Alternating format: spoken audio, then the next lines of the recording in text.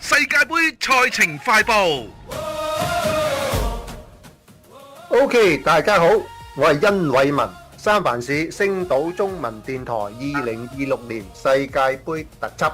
今日請嚟嘅嘉賓李會長 Andy Lee，Andy 你好。各位聽眾好。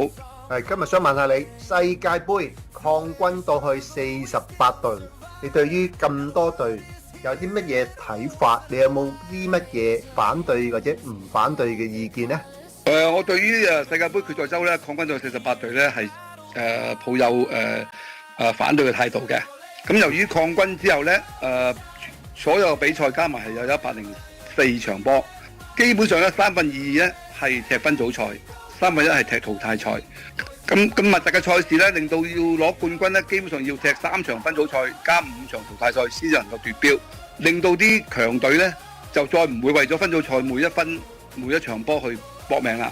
佢哋會諗法就係話咧，我就會通過分組賽去揾更好嘅籤位走位去入邊一個區，去能夠令到佢分組淘汰賽嗰時走得更遠。另外就係可以有機會俾主力休息啦，同埋催谷佢嘅狀態。咁咧形成咗咧就係比賽嘅難度咧，就係你更加難估佢究竟佢邊場波想贏，邊場波係求其走過場嘅嚇。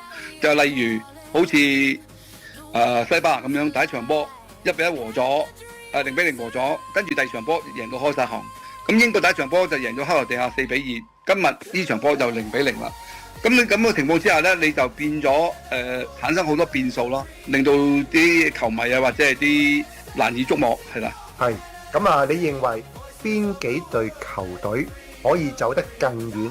佢哋嘅實力係會比較雄厚啲嘅咧？咁多年世界盃咧，無論分組賽點樣打都好啦，到最後始終都係嗰啲歷史強隊係始終都係佔優嘅。咁今屆咧係有一個特色就係群雄並起、角逐錦標嘅局。我粗略估計下，起碼有10隊波係有機會可以贏到今年嘅世界盃。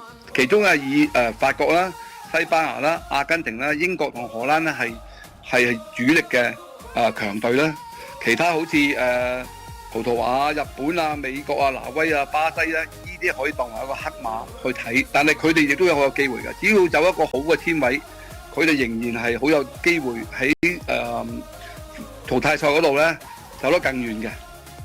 好，咁啊多謝晒李會長今日同我哋嘅分享，我哋下一次再揾李會長再講多啲關於世界盃嘅事蹟或者佢哋嘅預測，好唔好？